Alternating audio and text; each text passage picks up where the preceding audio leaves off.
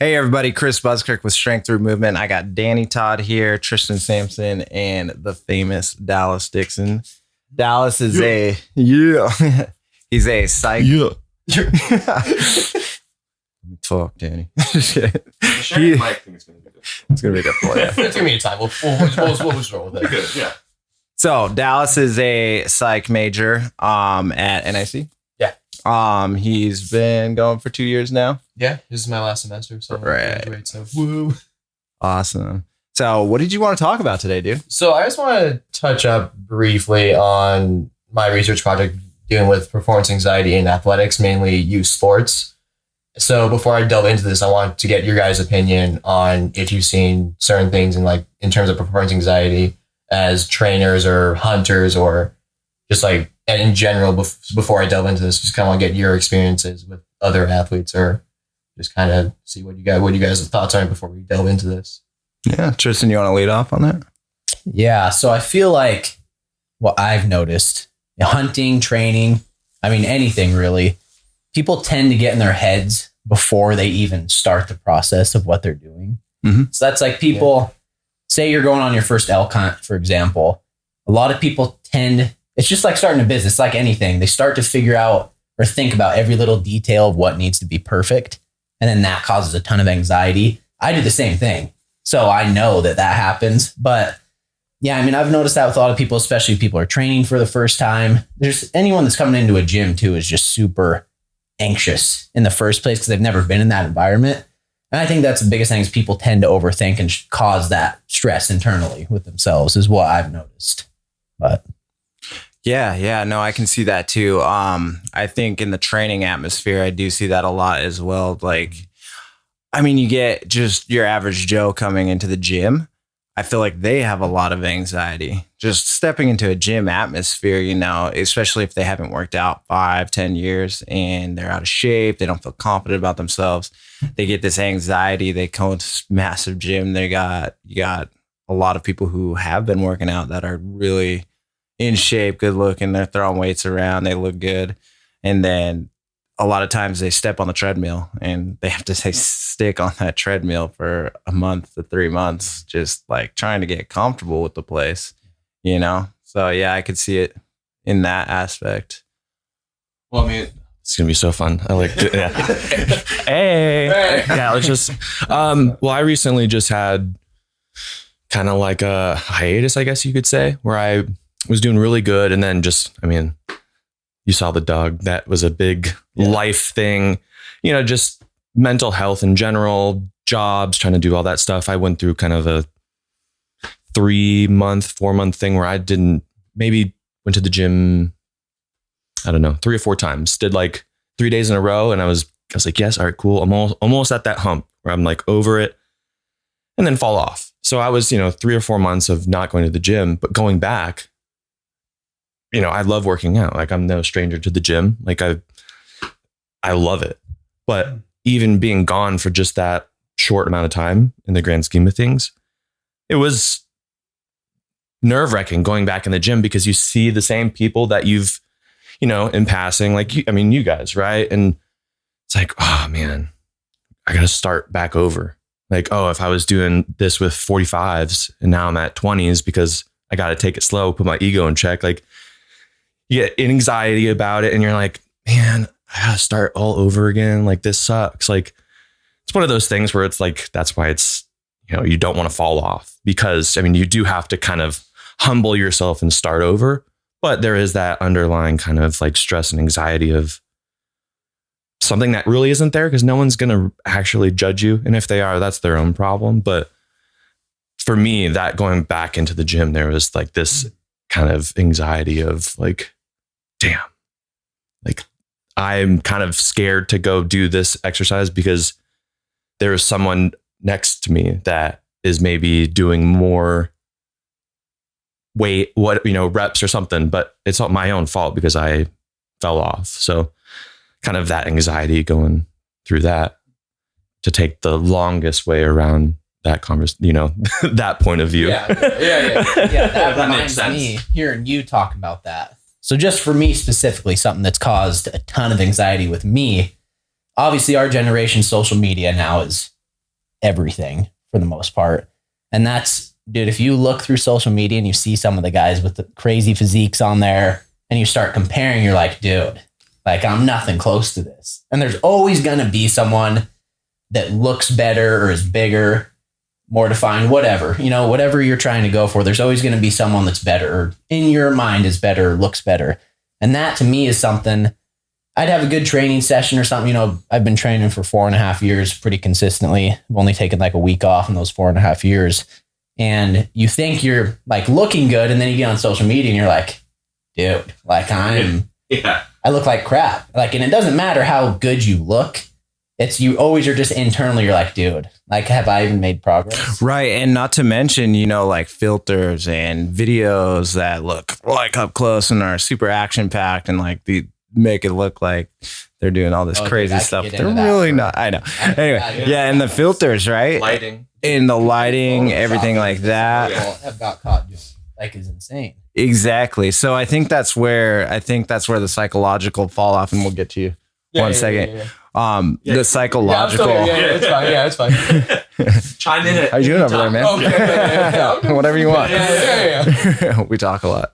But that psychological aspect of anxiety, right? So that's kind of the first 2-3 weeks. And this could go into what we were talking about last week, turns into depression, right? Yeah. Anxiety spun up, then turns into depression. And then you freak out again because you're like, I'm not doing anything with my life. And then you get back to anxiety and it creates a perpetual cycle. So the new year, new me is kind of toxic if you think about it. So yep. I know. Yeah. I can see you going crazy there. Yeah. As a trainer, you see that all the time, right? Like people fall off, they hit that depression. And that's why it's important to go back to that. What are you doing it for? You got to be doing it for yourself.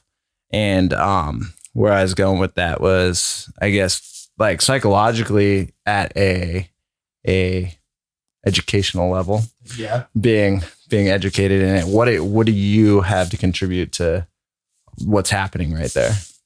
Well, mainly I just say we have to contribute is just basic information, I guess, and just like tips that you can just kind of use to help manage that performance anxiety.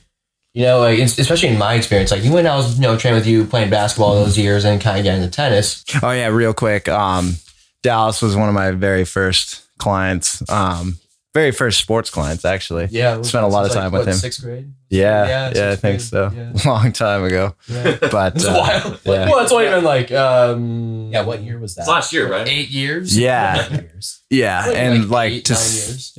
Yeah, it's been a long time, but to see your growth psychologically and physically was really, really cool. So, okay, go on. I appreciate that, man. I'm touched. Yeah. But yeah, as far as like my experience going, like with playing basketball, right? Like, everyone ever comes to, switching from middle school to high school, whether it's just the school atmosphere in general or the team atmosphere, you kind of get this thing like, like everyone else is getting better. And then you feel like you have to get better. And then you just work. And then I feel like I overworked myself. And with my parents, like with my dad, sometimes he was kind of asking like, okay, we got to go do this every day, kind of asking like a little too much. So we got a little stressful. So we got, it's a really big thing. Parental success standards are really important in that, and just performance anxiety and athletes in general, especially in basketball players or football players too. I imagine you had something like that. Oh yeah. So from like a sports standpoint, yeah, I totally see what you mean. But like dialing back to the new year, new me thing, when we're talking fitness, like what do you think it's that kind of same anxiety? Like there's all these expectations on these people because they're looking at Instagram or looking at these other people and they have these expectations of, I need to look like this, societal. Kind of like what you were saying with my parents want me to do this to practice this, and this. Yeah, it's pretty similar too when you have people on social media, like looking at their phones all the time, comparing some, whether, all natural or potentially, all steroid built guy or gal, whoever, right, and then comparing their body, their progress to that. It's a, what's the word I'm looking for? It's more of like a, I'm gonna sound super generic. I'm gonna say bad comparison. It's not the best comparison, right? and then they get, then they feel unrealistic expectations. That's the word. Like, man, I should have done that. Okay. But they get all this, like then they think, okay, now all these different people around me, they have the same expectation that I do. They're trying to get up to that level, in a way. I see what you're saying. Yeah. And then next thing you know, it gets in your head. And then once that happens, you're kind of just over the edge and there's no way. And then once you see that you're not making progress, you're going to do everything you can to get there because they did. Yeah. So, and you don't realize that they're doing these extra things to make their body look a certain way. Yeah. And then once they see that like everything they're doing isn't working after like a week or so, given an unrealistic timeline to see progress, then they start to become more anxious than before. And that's what leads to, depression, some eating disorders, bulimia, anorexia nervosa, those kind of things. Okay. Yeah. Yeah. Yeah. That gets pretty complex. Yes. Yeah. I also think, I know it's huge in bodybuilding, but there's a sense of body dysmorphia because you never are going to be happy with how you look. You're always chasing that dragon of being Arnold, better, all these people. Like, so there's that sense of, to an extent, I believe I have it. I always see myself like, even when I'm, losing weight and it's nice that my pants fit better, I can buy new pants that I, like I can, the notch on the belt gets changed, but I can look in the mirror and still be like, the problem area here, like all these different things. So it's like you have your own internal battle with how you see yourself. And then you see maybe someone who is like, if I saw someone in the gym who is same build as me and they're doing the same amount of work, they have kind of like their own, the genetics, everything works differently for everyone. So even if there's someone in the gym that you two are basically like the same weight, same build, but you see them building muscle differently and faster, then it kind of feeds into your fire of why am I not building muscle like that? Why is it taking me so much longer? So it's almost like this weird thing where you think that they're kind of judging you. Yeah, which they're not. They don't care. Usually they don't. Yeah. Which can lead to unrealistic comparisons. You see this guy whose genetics are built different than yours, and you're doing the exact same thing, but he's building muscle this way, where you're doing it this way. And you're like, okay, so what am I not doing that allows him to do that, but I can't? And then you throw social media into the mix. Well, yeah, that's what makes it even more unfair. I was gonna say that after you talking about that, your average person that's just 3 days a week going to the gym, it's just your average gym goer. I think every person to some sense has some sort of body dysmorphia. I feel like everyone does to a point. Oh yeah. And that's totally, if you went and asked C-Bum if he thinks he looks great, he's probably going to say no. Cause that's once you get into the gym like that, like for us, like that's our lives. So once you get into that, you're never going to feel like you're at the point that you want to be at. There's always going to be, and that's to a sense, that's a good thing because you're constantly pushing yourself, but you have to be able to sit back and realize like, dude, look at how far I've gotten since the start of this. And that's what I have to do. I have to go back and look at like, dude, I was like 130 pounds when I started this. And now, and you're never going to feel like you're to the point you want to be at. There's never like a perfect like physique or, endurance, whatever your goal is. You're never going to feel like you're to that point. And I feel like it's extra hard, I guess, for a person that like the gym is their life. And then your average person too is just going to have those.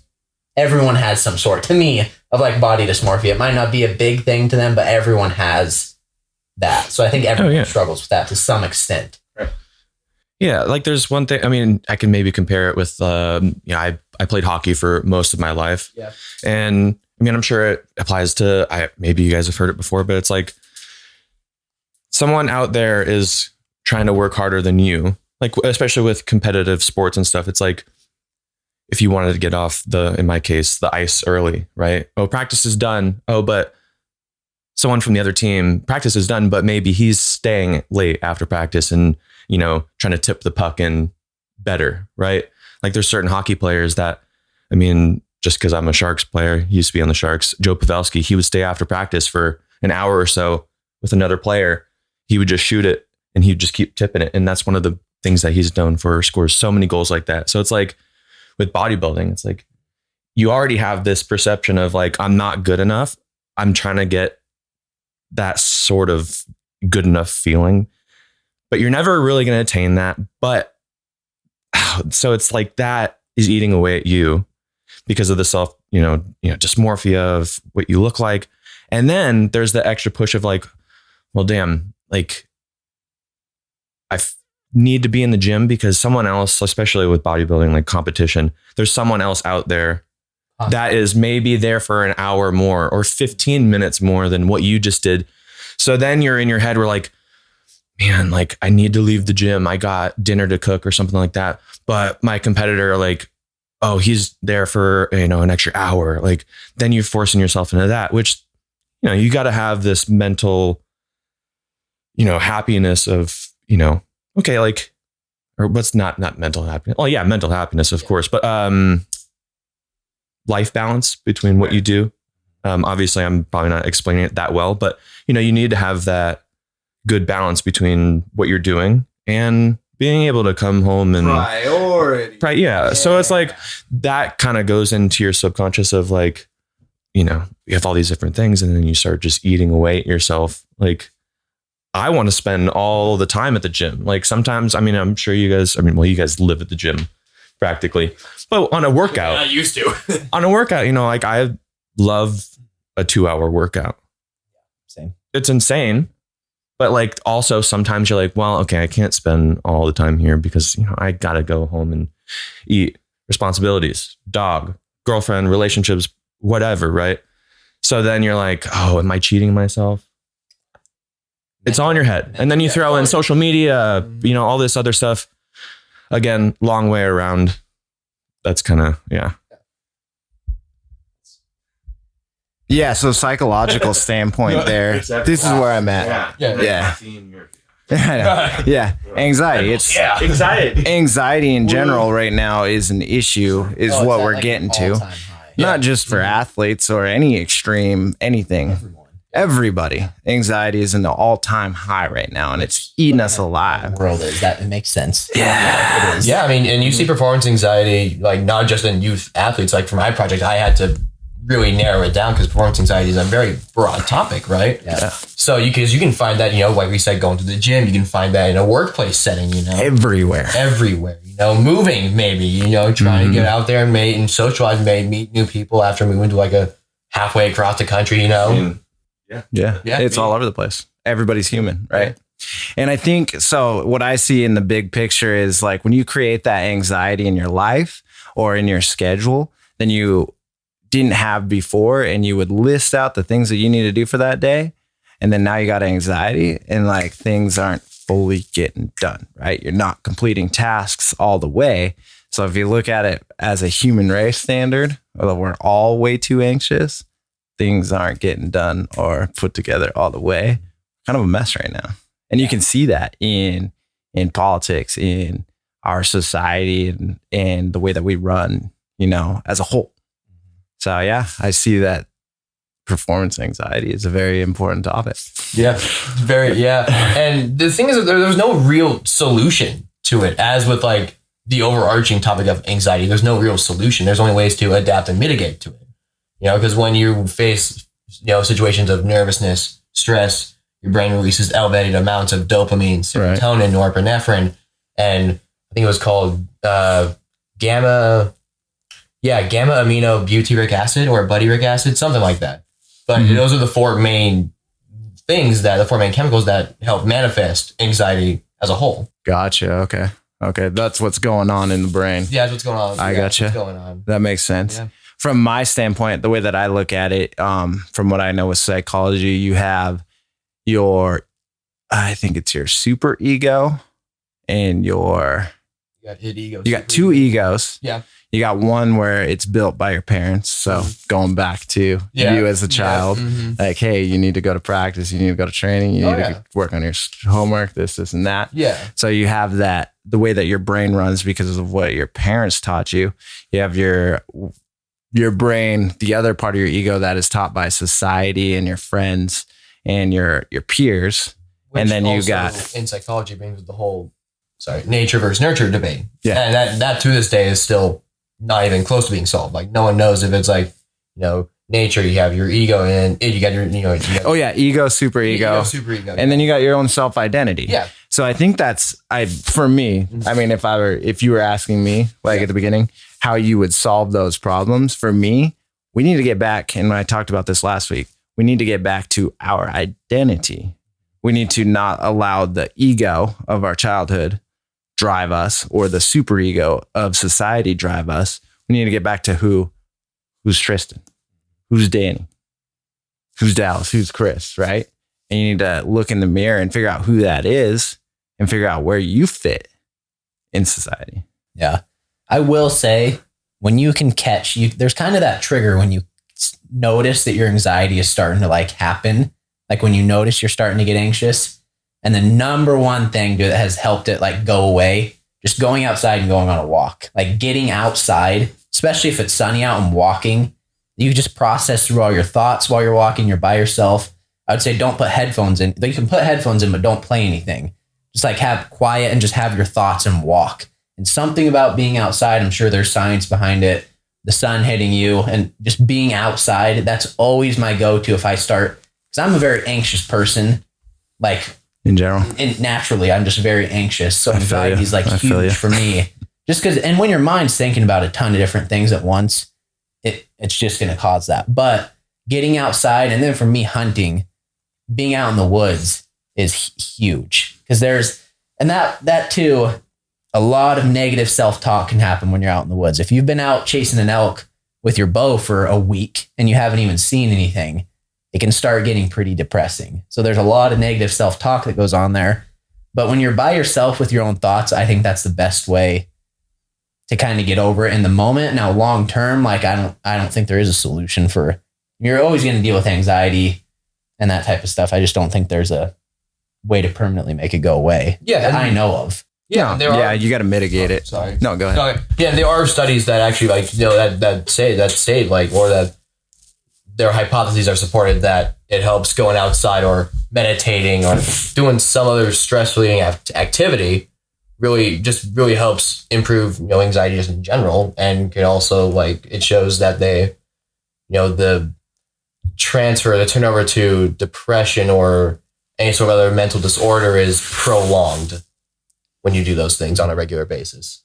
Yeah. Right. And I will say, even though now that I've been going to the gym for so long, it's become such a big part of my life, and I do have those like struggles comparing to other people and stuff, I do not even want to know where my anxiety and my mental would be if I hadn't started going to the gym. Yeah, you got to have your thing. I would be so far gone from where I'm at right now if I didn't have the gym. Mhm. Like that has been a huge disconnect for me. That's why I started.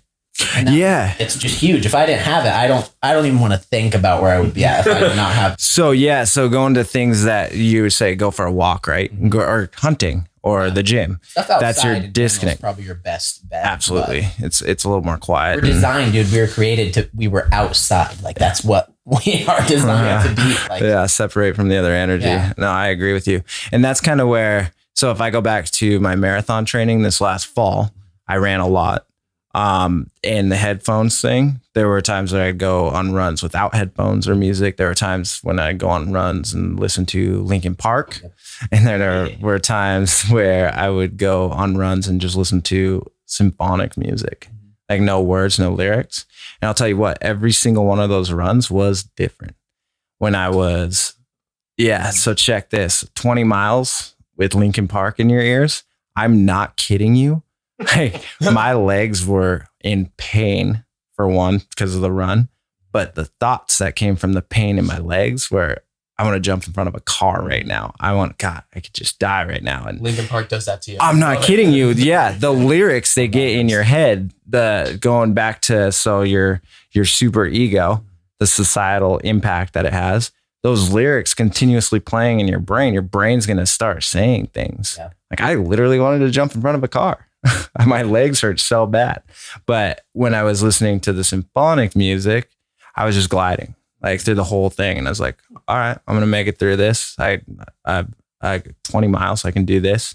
And then versus no music, I was just within myself. I was thinking of my own personal thoughts in my life. And I was like, well, I could do this. I can make this a little bit better. Then you actually work on yourself. Well, I'm sure you guys have all experienced this. If you're talking to someone, maybe you haven't talked to them in a while, or it's just someone you're close to on the phone, 30 minutes goes by like that. Very fast, very quickly. Me, when you're going on a walk or on a run and nothing, you're just in your head, you're having a conversation with yourself. And I've noticed when I was doing 75 hard, my 45-minute outdoor workouts went by the quickest when I was just in my head. You're having a conversation with yourself. So everything else just leaves. Like, dude, you'd walk past. We've all had this too, where you don't even remember if you walked past like the houses that you walk past every day. You don't even remember going by that because you're so internally occupied with that conversation. You're having conversation with yourself instead of with someone else. Yep. And that, to me, that's some of the best times to me, because you can reflect on everything and set out a plan, and you just get to, yeah, dude, that to me. Yep. And then there's time for music and everything too. And that's like you were just saying, we talked about on the last one about Goggins. If I have him in my headphones yelling at me, I'm like, okay, dude, I want to run in front of a car now. Like this. Yeah. Oh, yeah, exactly. And so circle back to what we were talking about in the gym last week with Instagram. People are literally on their phones scrolling through Instagram while they're working out, when they should be focused on their workout and their thoughts and their mind. They're not doing that. So they get caught up in this next person. Like, first I was following Tristan and I was going off of what he was saying.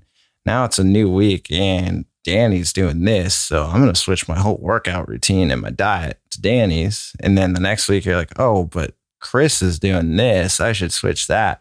You just get thrown into this, like, this works, that works, this works. Well, guess what? It all works if you consistently stick with it. Staying consistent. Yeah. That's the thing too, is there's so much information on social media, which is awesome. That's a good thing.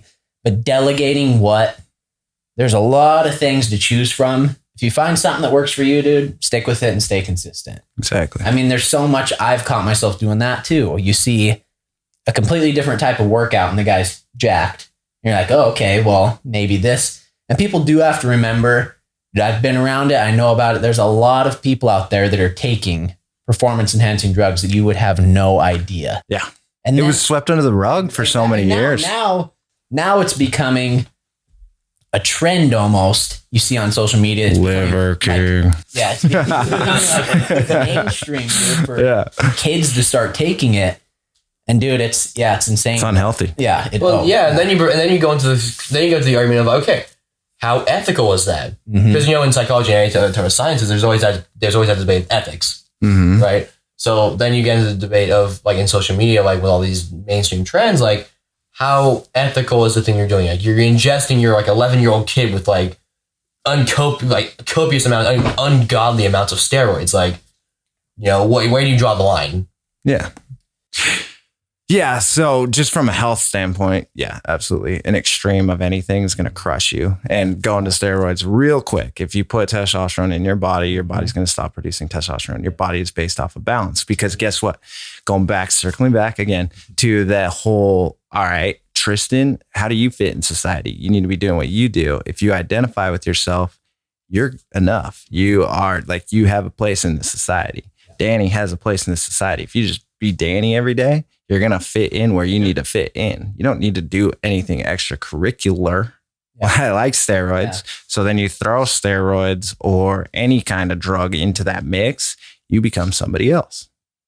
That's what I would say. So now you're lost. Thing in general, it's hard because, so say you want to become an IFBB pro, or you want to, bodybuilding is like what?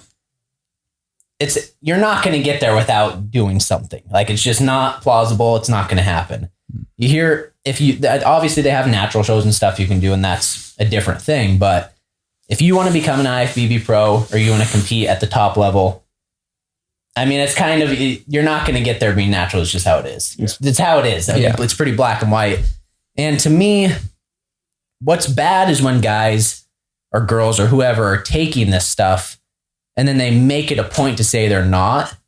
And then they're selling supplements, or they're selling Yeah. I'm like, dude, I don't care what anyone does. Just be open about it. Don't lie and try to like deceive someone of buying like Genesis chapter 1. Just kidding. Yeah. But dude, that to me is the biggest thing. Like, dude, I don't care what anyone does. Just don't try to profit off of a lie. Like that to me is the biggest thing.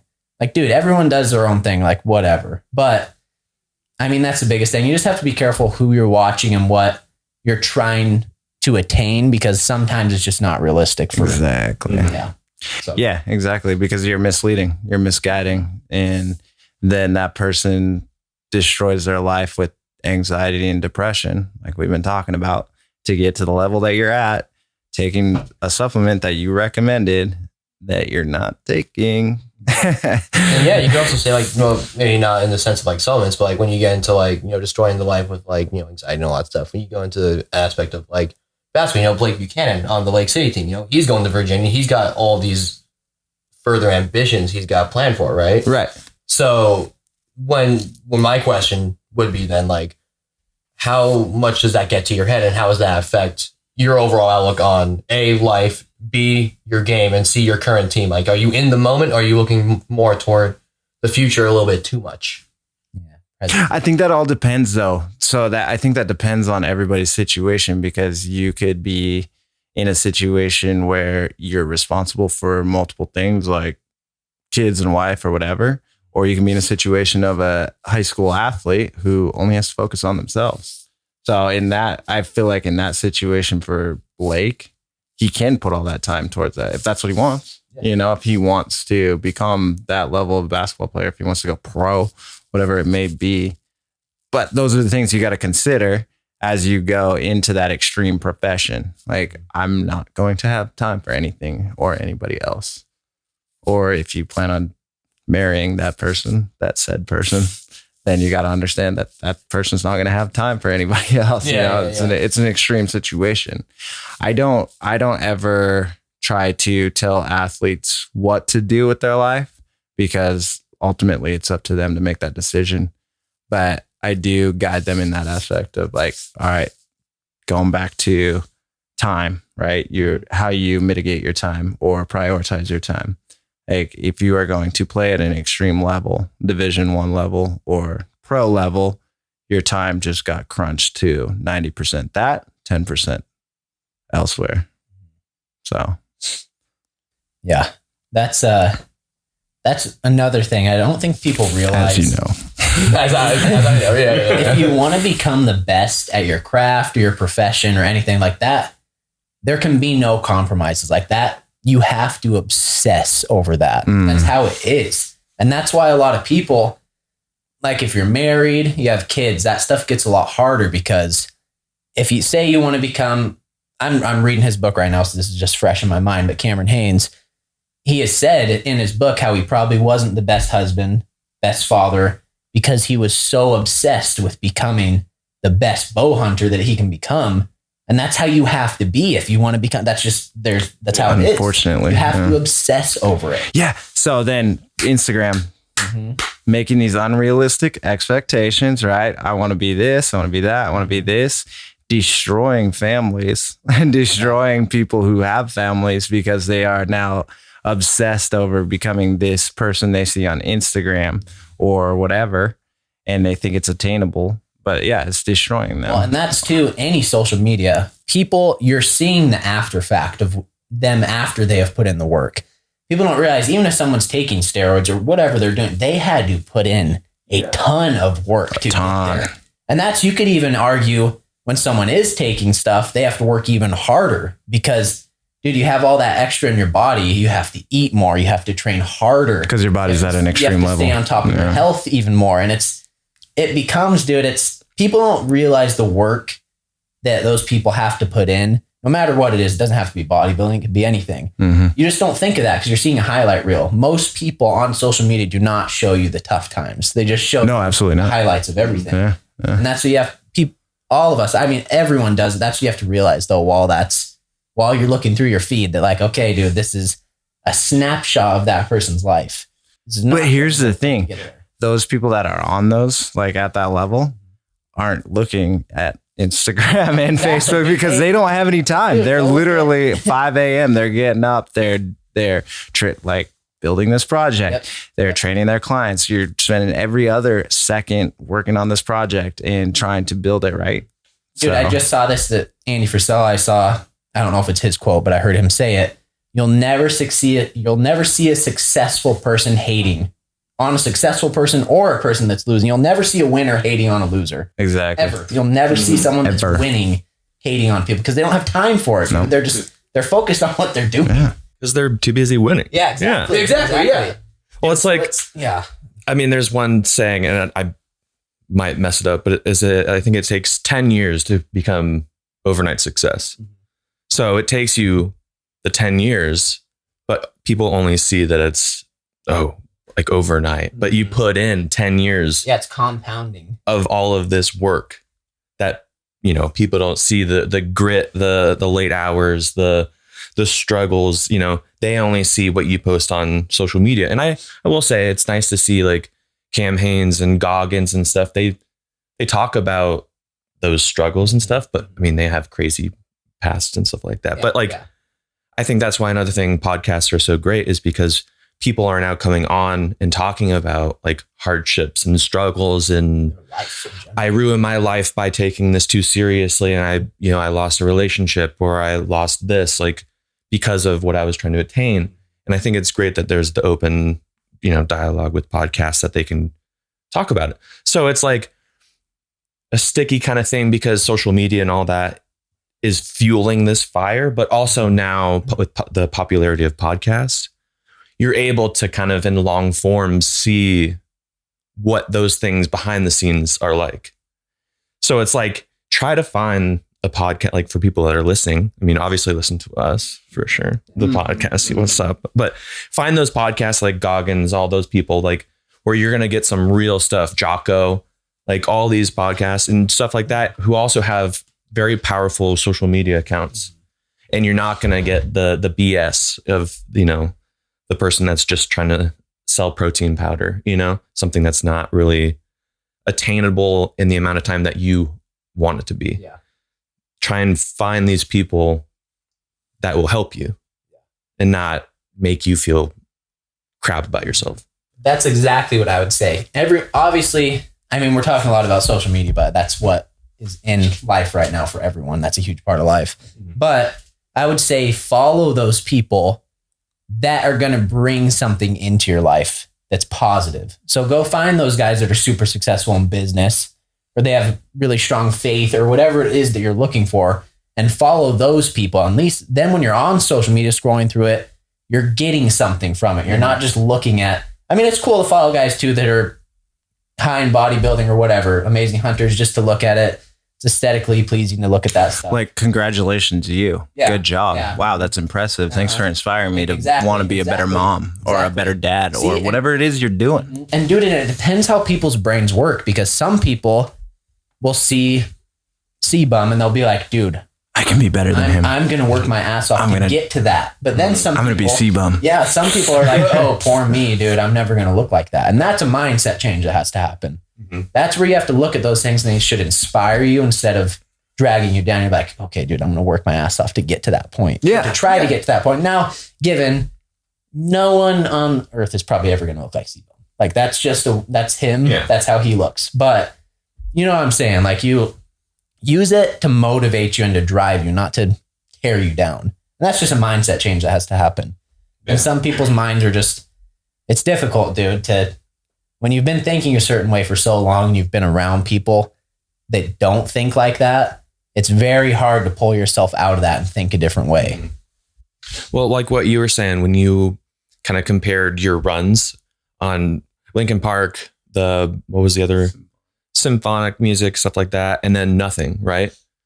They were all different. And I think for people that maybe are struggling getting back into the mindset of working out and stuff, go on the treadmill or go walk outside with no music, no nothing, because then you're going to deal with your internal battles more than just like, I'm on a treadmill, I'm listening to a playlist, I have 15 minutes to go, this sucks. Then if you don't listen to music, I mean, it's going to be a lot harder, but then you can dive into yourself more, find yourself, and maybe figure out a way to kind of ease your mental battles. Yeah. Yes.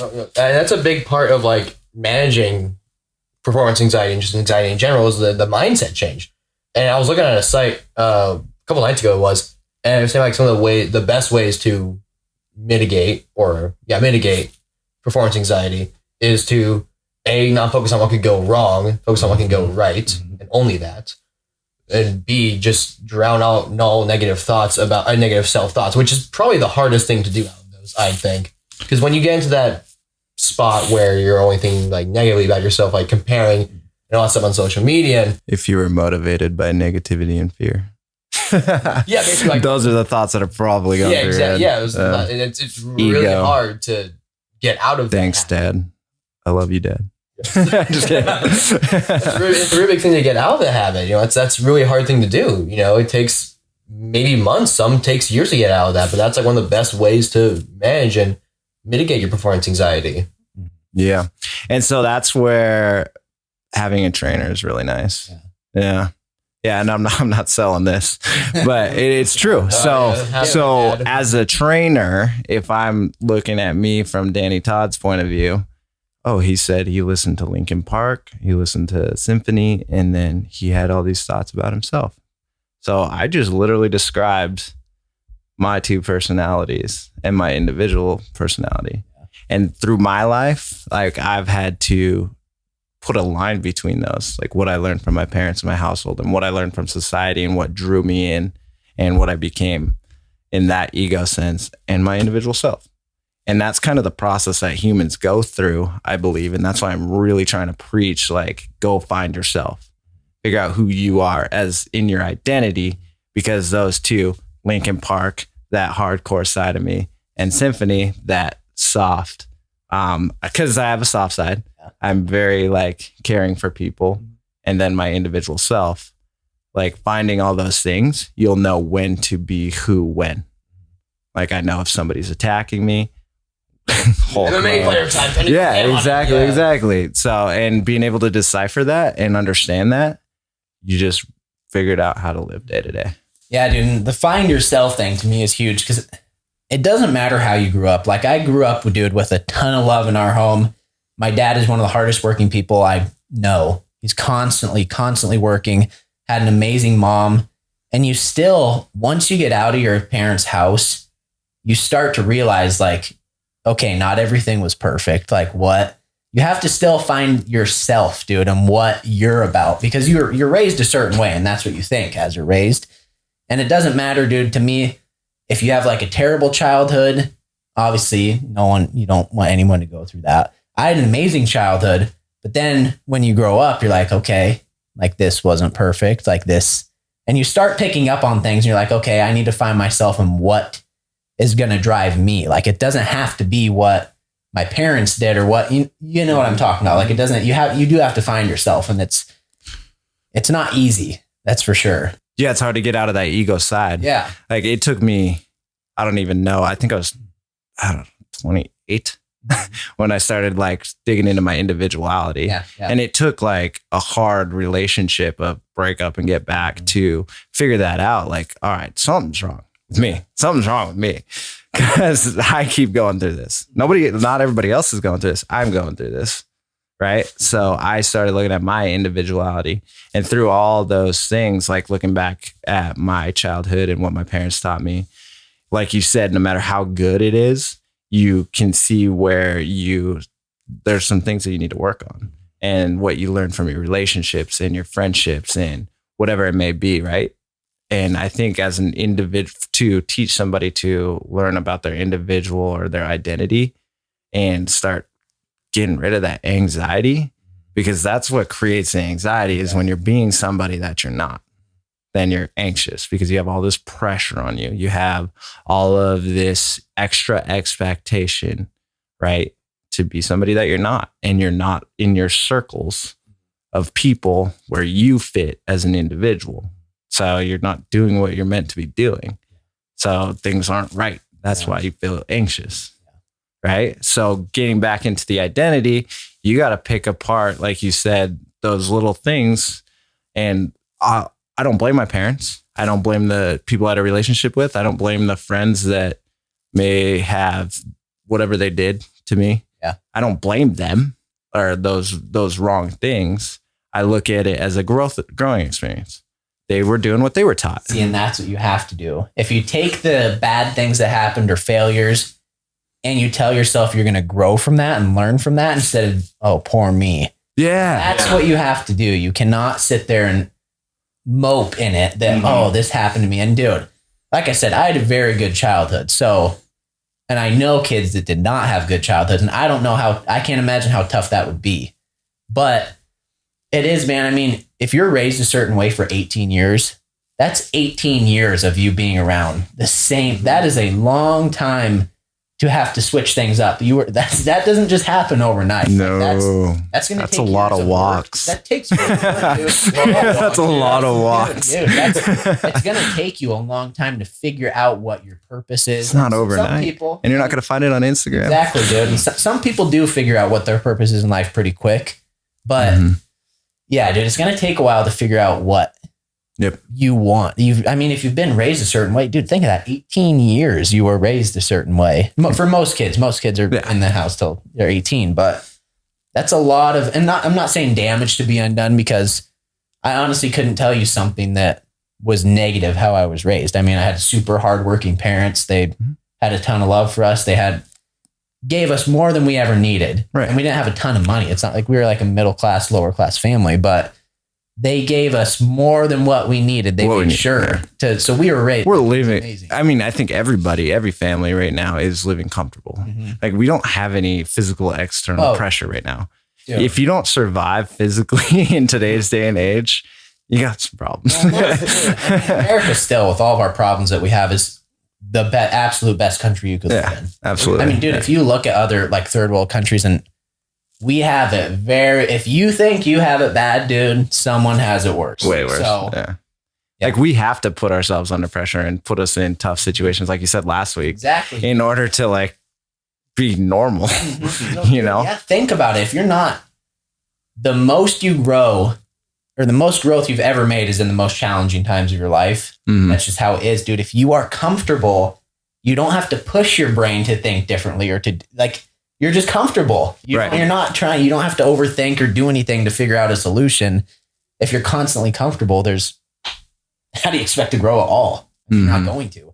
And that's where mental toughness and stuff, you have to build it, dude, because there's so much going on in my head. I could talk about it for I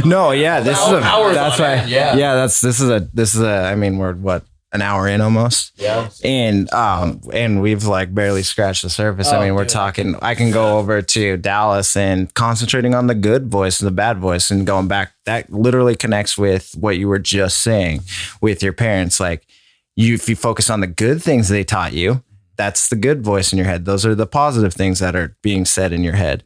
And the negative things are the things that maybe you need to fix or maybe you need to make better. And I don't think any parent ever, to me, and they shouldn't, ever intentionally teaches you negative things. It's like, the way you perceive it. Yeah. Your parents try to do everything they can to be the best parents. Yep. From what most parents are going to try to be the best parents they can. Yeah. And everyone's human. Everyone's going to mess up. And sometimes they don't realize they're just doing the best they can.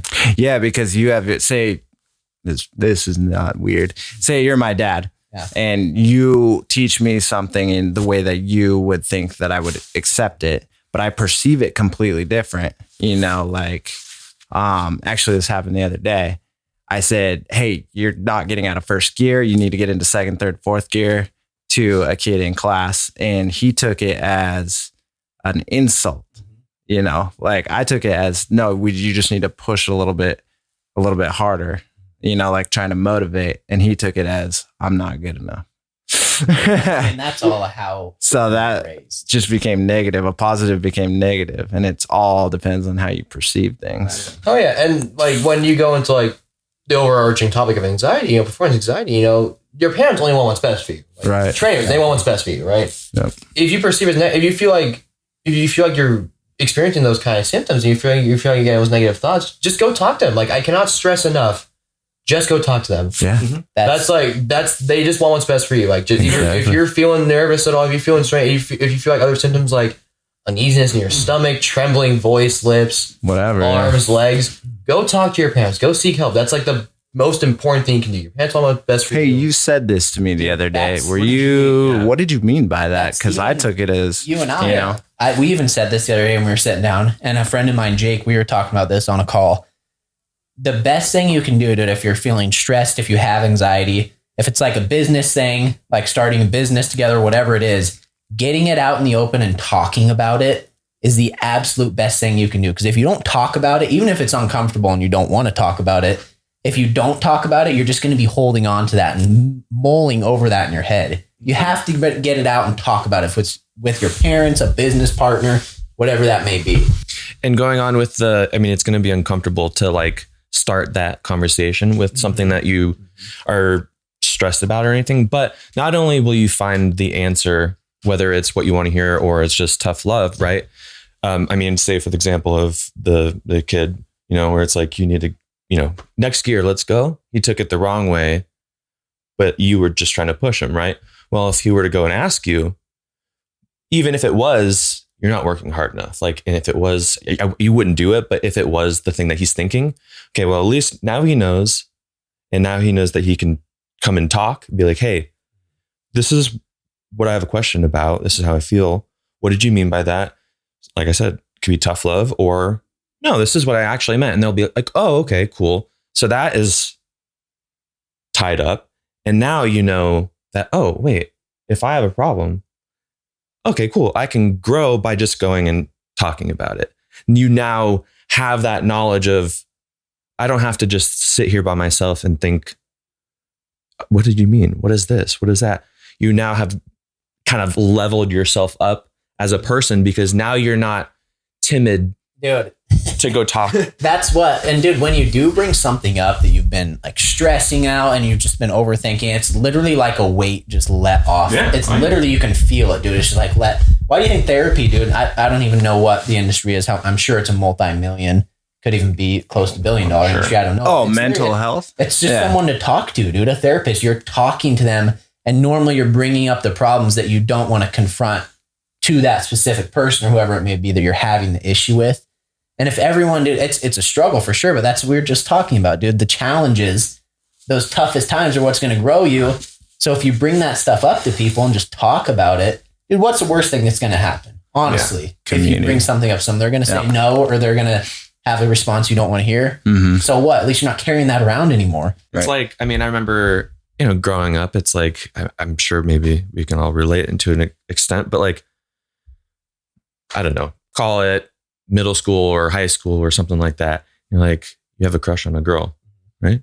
And your parents know, and you talk to your parents and they say, what's the worst that can happen? They say no. Great. And then guess what? If they do say no, yeah, you're going to be bummed out. But guess what? Now you've done it before, and it's You not going to have be that- as You timid. have that experience under your belt. Yeah. And then the next time you're like, Just a little failure. dude. you'll, Yes. confidence. Minor setback. Yeah. Minor setbacks. Yeah. Minor setback. Dude, Communication. Yeah. Time on this. Yeah, we could go for a long time on this too, because this plays in your relationships too. I mean, like, there's disconnects in relationships, and then people don't deal with it. They take it as like, oh, you were being an asshole to me, right? The girl, and that just shuts you down because you take that as a threat. So now you're not communicating about the actual problem. You're saying like, whoa. The best thing you could do is, whoa. How do you feel I was being that way? And actually have that conversation. Oh, you took it like that. That is not how I meant it at all. I had no ill intention by it. Or maybe you did. And maybe you say, yeah, you know what? I'm an asshole. Yeah. I have a buddy. I'm not going to do that again. I'm sorry. Yeah. But you find out, you figure it out, you deal with it. I got a buddy who's going through the same thing right now. Like, as we speak, he's going through the same thing. He was telling me about this last night. Like, while I was at work, he was like, hey, my girlfriend and I, we're constantly fighting, I mean it's this way. Like, she thinks I have a tone with her, but I'm just speaking my usual everyday speaking tone, just talking about as I usually would to anyone else.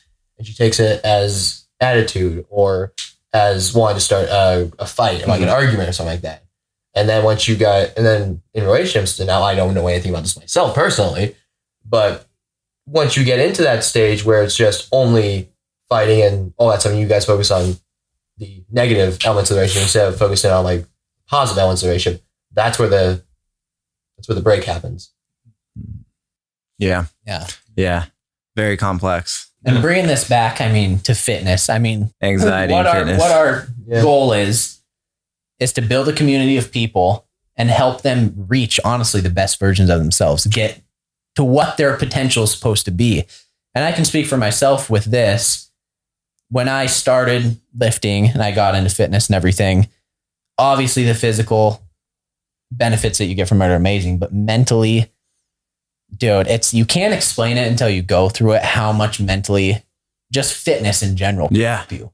And that to me is why I want to help people get the best results they can, is because I know how it waterfalls over into every other aspect of life. Mm-hmm. And that is really, that's the purpose of. Well, and that's the whole, and that's why this whole strength through movement, the group aspect I really love is you get to, you build a community of people that you can ricochet off of. Like, oh man, did I take this the wrong way? This happened to me the other day. You have those conversations while you're working out or whatever it may be.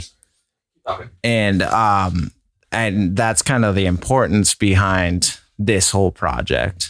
Is that alone, to be able to give this information out and let other people know, like, we deal with it too, or Joe deals with it too, or Dallas deals with it too, but we figured it out. Like, this is how you deal with it, Yeah, dude. And that's the thing with the community.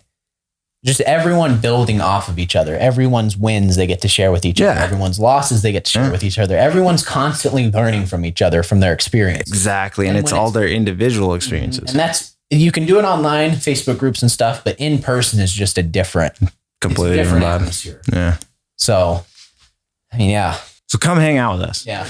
We got a gym coming up February 6th. Gonna have a bunch of group classes. Come work out, figure out who you are, and then go from there. And that's the thing, like over time, I bet you individuals will leave the groups, or they'll be like, oh my gosh, I figured it out.